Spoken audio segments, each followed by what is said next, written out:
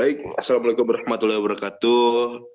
Pada kesempatan kali ini, kami dari kelompok 6 akan menjelaskan terkait proyek kami, yang mana proyek kami lakukan dengan ranah ataupun giat-giat yang kami lakukan itu mengarah kepada pengabdian masyarakat. Dan di sini topik ataupun sub-project yang kami ambil yaitu berbagi kepada anak-anak yatim piatu. Nah, di sini adapun nama daripada proyek yang kami lakukan adalah Mari Berbagi. Next. Baik, adapun di sini struktur tim daripada proyek yang sudah kami jalankan yaitu Lemari Berbagi. Ada saya sendiri sebagai manajer proyek, ada yaitu Raffi Ramdan Hutsi, dan ada beberapa teman saya di sini. Boleh untuk melakukan perkenalan diri.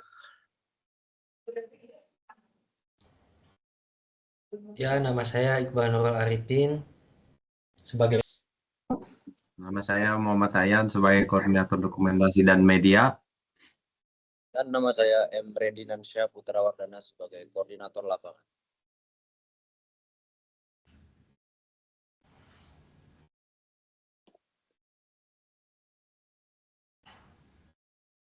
Oke. Dimulai dari latar belakang, anak-anak panti asuhan ini seringkali berasal dari latar belakang keluarga yang kurang mampu dan menghadapi berbagai tantangan dalam kehidupan sehari-hari. Salah satu kebutuhan dasar yang seringkali tidak terpenuhi adalah kebutuhan akan pakaian yang layak dan nyaman. Memberikan baju bekas kepada anak-anak panti asuhan dapat meningkatkan kesejahteraan dan kepercayaan diri mereka, serta mengurangi biaya yang harus dikeluarkan oleh panti asuhan. Dengan demikian, pemberian baju bekas dapat membantu anak-anak panti asuhan merasa lebih percaya diri dan nyaman dalam berinteraksi dengan orang lain. Oleh karena itu, pemberian baju bekas kepada anak-anak panti asuhan merupakan tindakan yang sangat positif dan bermanfaat. Maka dari itu, keresahan yang sudah dijelaskan di atas menjadi alasan latar belakang donasi ini.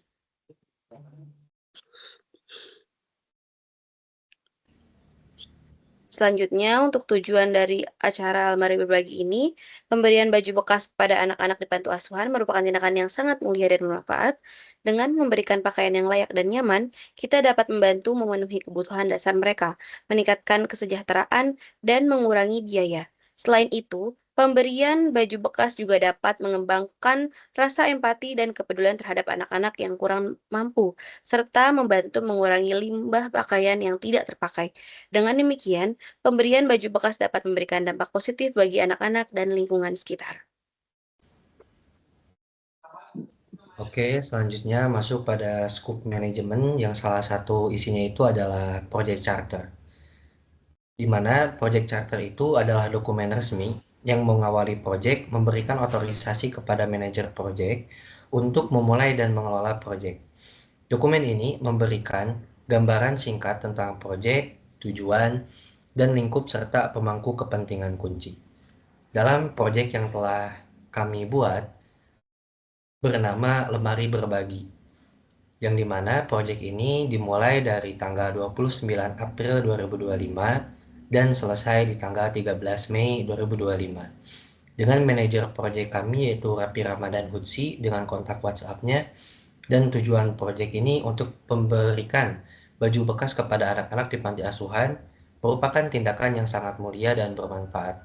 Dengan memberikan pakaian yang layak dan nyaman, kita dapat membantu memenuhi kebutuhan dasar mereka, meningkatkan kesejahteraan, dan mengurangi biaya.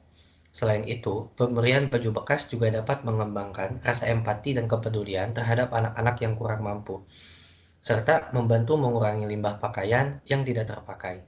Dengan demikian, pemberian baju bekas dapat memberikan dampak positif bagi anak-anak dan lingkungan sekitar. Nah, kenapa kami menjadikan ini sebagai tujuan? Karena ada dua sisi positif yang diuntungkan. Yang pertama ada dari segi alam, dan yang kedua ada dari segi keberlanjutan generasi. Selanjutnya dalam segi anggaran, kita telah menghabiskan Rp600.500. Tujuan anggaran ini dikeluarkan untuk hadiah seperti paket alat tulis kantor, untuk games, biaya laundry. Lalu selanjutnya ada 3 pendekatan yang kami lakukan untuk menjalankan proyek ini. Yang pertama adalah membangun kepedulian dan kesadaran masyarakat mengenai reuse, yaitu untuk menggunakan kembali barang bekas yang masih layak pakai, yaitu seperti pakaian. Yang kedua, kita mengajak masyarakat untuk ikut serta, memberikan baju bekas yang masih layak pakai untuk program kami, yaitu lemari berbagi. Dan yang ketiga, kita berkolaborasi dengan Yayasan Panti Asuhan sebagai penerima donasi pakaian. Oke, boleh di next.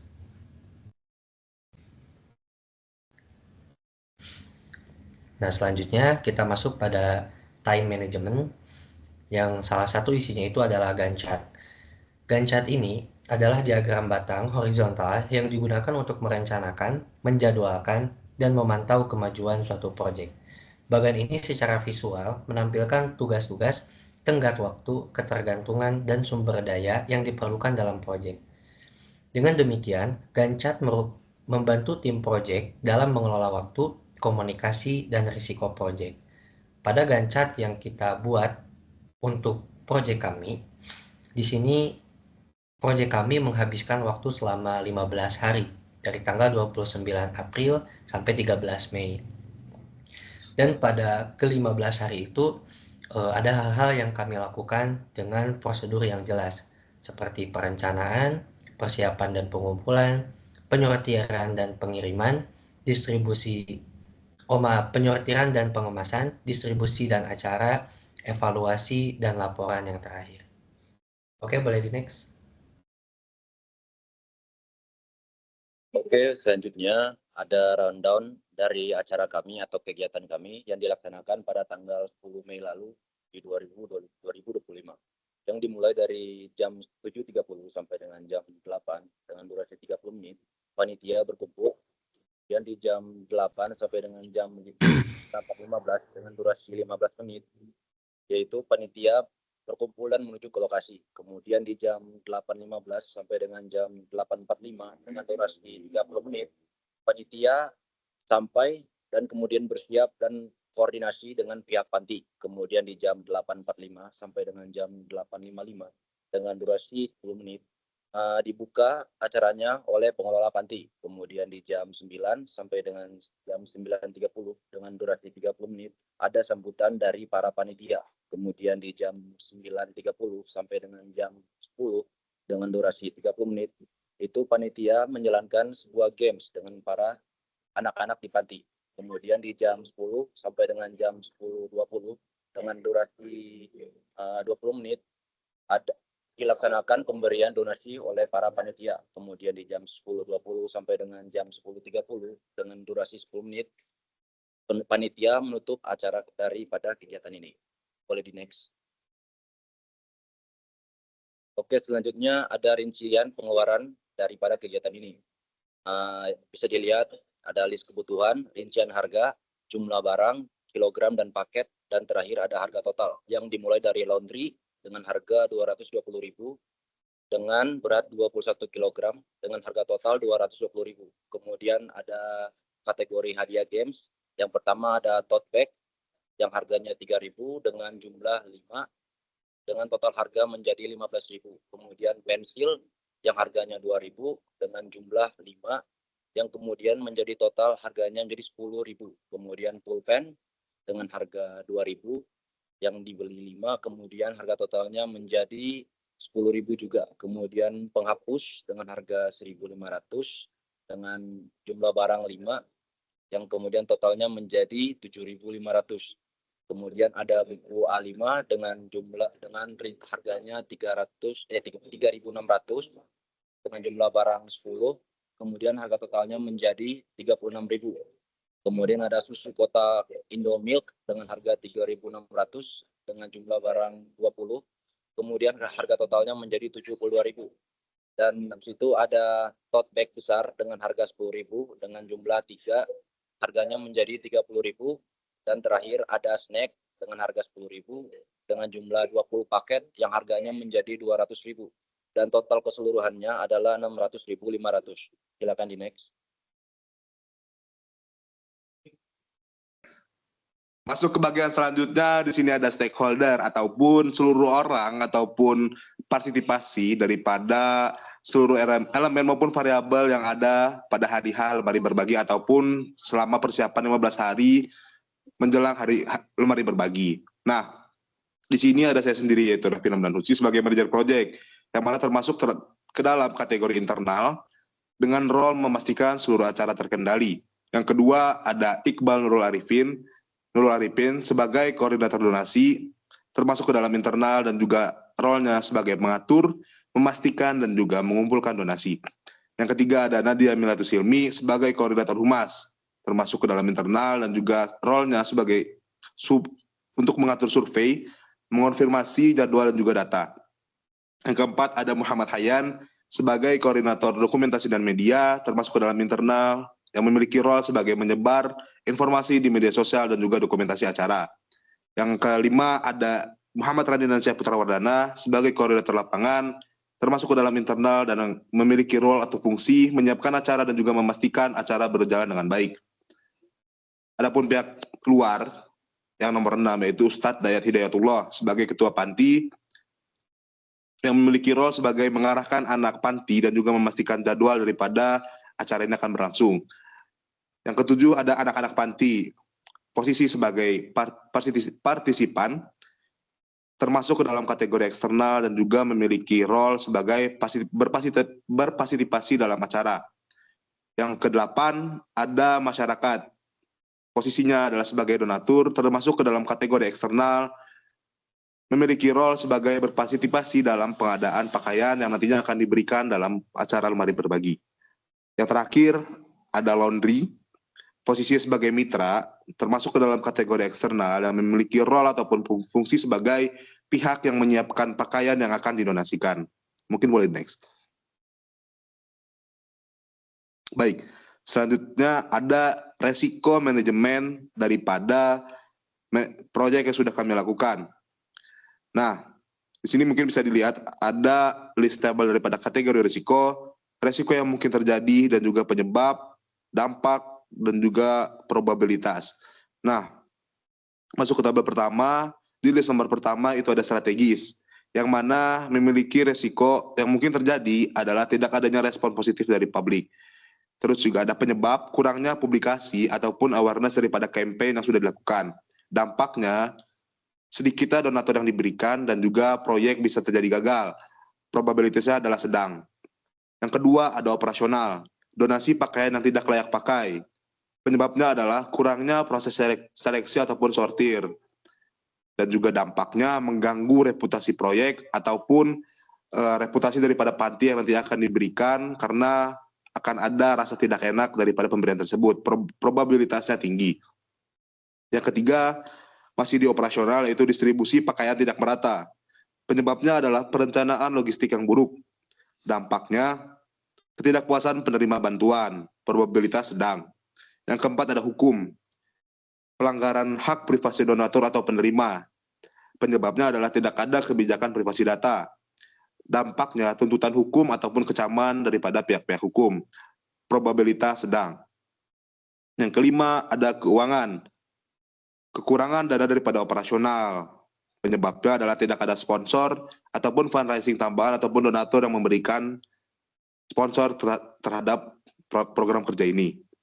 Nah, dampaknya adalah proyek tertunda atau dibatalkan, probabilitas tinggi.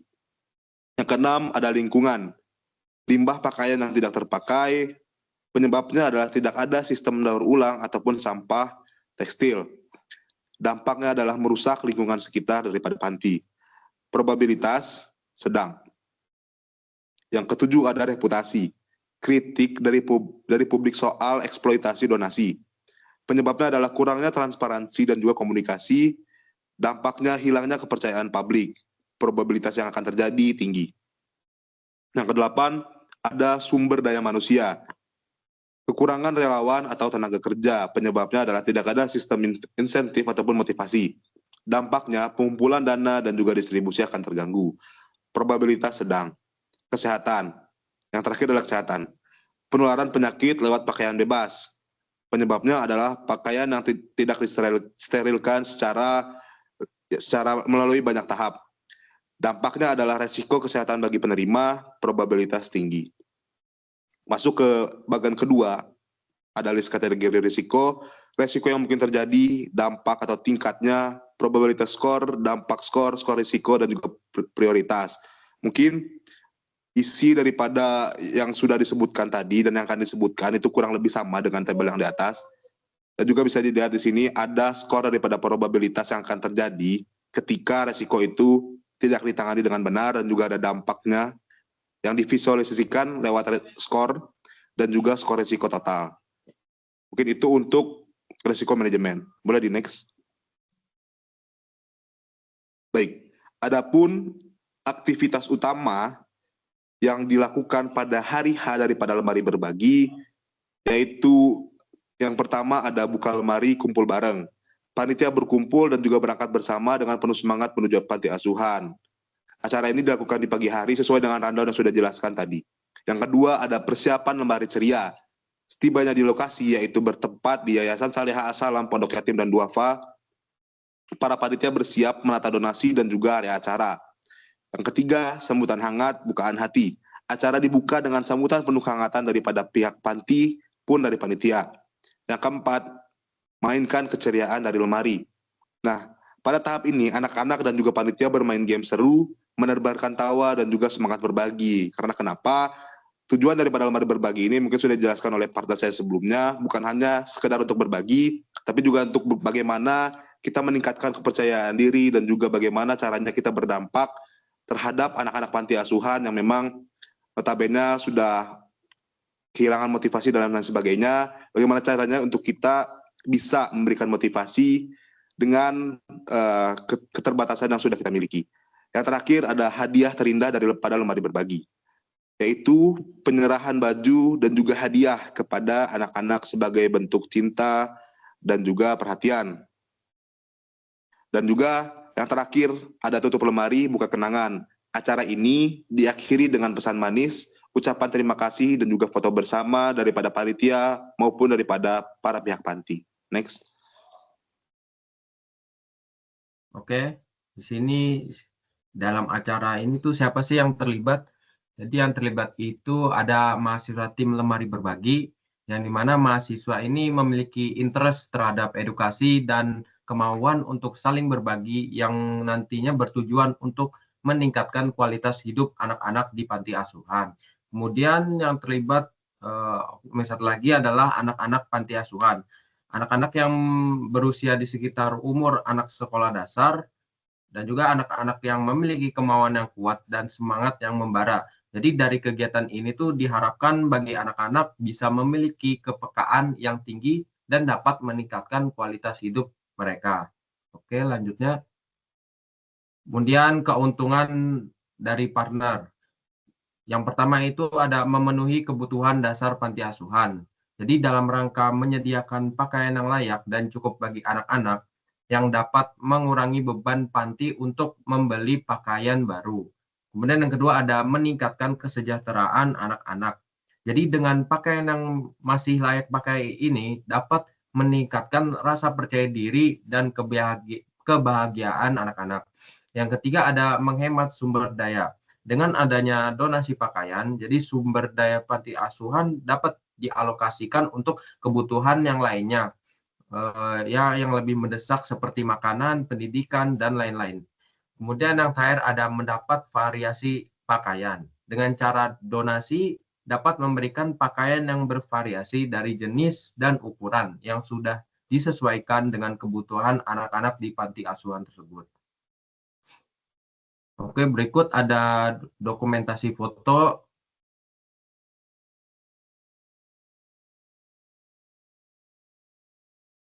Gimana?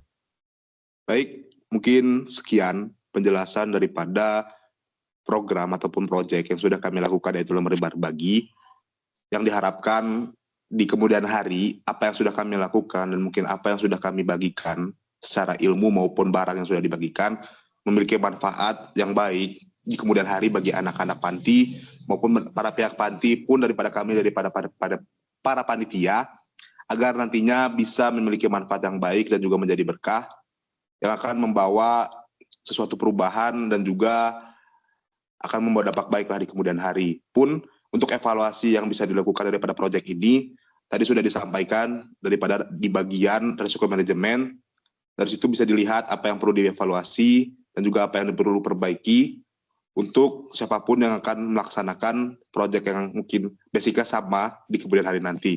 Mungkin sekian penjelasan daripada proyek Lemari Berbagi yang sudah kelompok 6 lakukan. Kurang lebih mohon maaf. Assalamualaikum warahmatullahi wabarakatuh.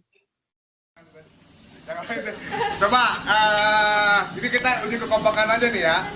Tak pernah lupakan walau kau jauh di sana.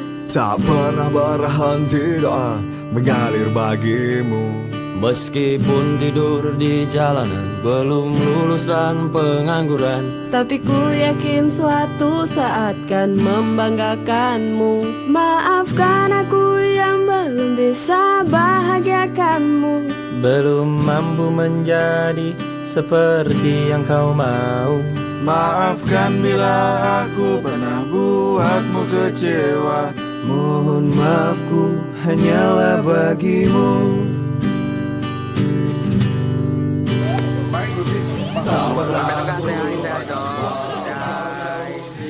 Yang lain gak mau nih. Mengalir bagimu meskipun tidur di jalanan.